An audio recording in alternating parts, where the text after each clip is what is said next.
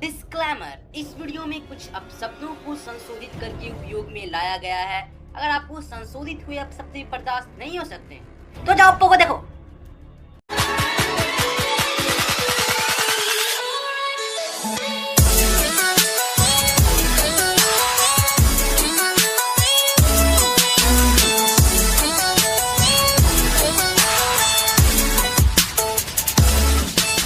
Video start करने से पहले ही मैं बता दूं, मैंने अभी ये एनिमे पूरा नहीं देखा है। इसे कुछ 370 एपिसोड्स हैं और मैंने 320 के आसपास देखा है। चलो ये भी अच्छा है, ये फाइनल आर्क का स्पॉइलर मैं चाहूं तो भी गलती से नहीं दे सकता। ये एनिमे शुरू हुई थी 2006 में और इसको एनिमेट करने वाली स्टूडियो थी सनराइज, पर अब है बांदाई नामको पिक्चर्स। गिंतामा एनिमे का मेन कैरेक्टर है साकाता गिंतोकी और ये बंदा एक बिजनेस करता है छोटे मोटे काम करने का। इसका नाम है योरोजुया। इसमें लोग छोटे मोटे काम जैसे किसी का कुत्ता खो गया, किसी को बिल्ली पकड़नी है, किसी का मुर्गा भाग गया, किसी को नाली साफ करानी है, किसी को टट्टी साफ, ऐसे काम लेके आते हैं। और इन कामों में गिंतोकी का साथ देता है कि या तो कागुरा और एक समझदार सिंपाची। जैसा कि गिंतामा एक कॉमेडी एनिमे है और मेरे ख्याल से इसके 99% कैरेक्टर्स बस बकलोली करने के लिए यहाँ हैं और 1% में सिंपाची आता है जो अकेला इस एनिमे में समझदार है। इसी के कारण बेचारे का इतना चुतिया कटता है कि पूरी एनिमे हिस्ट्री में इससे ज्यादा चुतिया ना किसी का कटा होगा और ना कट सकता है। बकलोलों के बीच रहेगा। इस एनिमे का जॉनरा है शोनेन और कॉमेडी और मैं इतना कॉन्फिडेंस के साथ बोल रहा हूँ, अभी तक तुमने जितनी भी कॉमेडी शोज देखी होगी, कपिल शर्मा, भाभी जी घर पर है, सब इसके सामने पानी कम चाय भी नहीं है, पानी कम चुल्लू है। और इस एनिमे के 67% एपिसोड सिर्फ कॉमेडी पर फोकस करते हैं। इसमें मेरा सबसे फेवरेट एपिसोड है एपिसोड 79। इसमें होता कुछ ऐसा है, देखो चारों को आपस में लड़ना है, बेचारे टॉयलेट में फंस गए हैं, किसी के पास टॉयलेट पेपर नहीं है। पूरे एपिसोड में ये चारों इतनी बकलोली करते हैं और आखिर में टॉयलेट पेपर की जगह चारों किन किन चीजों का यूज करते हैं देखोगे ना तो आधे घंटे तक हंसी रोक नहीं पाओगे। फिर एपिसोड 200 है जिसमें बेचारे सिंपाची का एक ही एपिसोड में 50 बार से भी ज्यादा चुतिया करता है।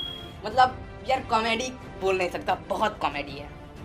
हमारा मेन कैरेक्टर गिंतोकी, बाहुबली कागुरा, देशद्रोही कात्सुरा, सबसे बड़ा देशद्रोही Shinsuke, police chief Kondo, vice chief Hijikata, महाबाहुबली Kamui, elite force chief Isaburo, assassin Nobume, सभी तुमको इतना हंसाएंगे, एक से एक बकलोली करेंगे तुमको हंसाने के लिए। लेकिन 150 एपिसोड के बाद एक एक करके तुमको पता चलेगा कि इन सभी ने अपना कितनी कीमती चीजें खोई है। किसी ने अपनी माँ को खोया है, किसी ने अपने परिवार को खोया है, किसी ने अपने टीचर को खोया है, किसी ने अपने पूरे गांव को खोया है, किसी ने अपने दोस्त को खोया है, किसी ने अपने भाई को खोया है, तो किसी ने अपना सब कुछ खोया है। And then you understand why are they be so बकलो। वे सभी अपने पूरे पास्ट को भुलाकर ऐसी जिंदगी जी रहे हैं और ये चीज तुमको एपिसोड 150 के पहले रियलाइज नहीं हो सकता है, क्योंकि 150 एपिसोड के पहले सारे एपिसोड्स कैरेक्टर के साथ कंफर्ट होने के हैं। मेरे पास एक और तरीका है समझाने का। देखो एपिसोड 1 में कॉमेडी का लेवल है 1 मिलियन और एक्शन का लेवल है 100 और जैसे जैसे तुम एपिसोड में आगे जाओगे कॉमेडी का लेवल घटता जाएगा और सीरियसनेस बढ़ता जाएगा। एंड 200 एपिसोड तक कॉमेडी और एक्शन का लेवल इक्वल हो जाता है और एपिसोड 300 के बाद कॉमेडी 0 और एक्शन सीरियसनेस 1 मिलियन। इस एनिमे में ना मेरे को एक चीज जो सबसे ज्यादा अच्छी लगी शुरू से, जिस कैरेक्टर को मैंने बुरा समझा, चाहे वो कामुई हो, हुसैन हो, शिंसके हो, इसाबुरा हो या सबसे बेकार गवर्नमेंट नोबुनोबु हो, लास्ट तक मैं किसी को भी हेट नहीं कर सका। इस एनिमे में कोई एक सिंगल कैरेक्टर ऐसा नहीं है जिसको तुम आखिर तक हेट कर सको। और फिर बीच बीच में डिच, फच, LORE, सांड, ऐसे वर्ड यूज होते रहते हैं लड़ाई के बीच में। और ये सारी चीजें तो अभी यार यूट्यूब पर कॉमन है, हर 100 में से 50 यूट्यूबर ये सारी वर्ड्स का यूज करता है।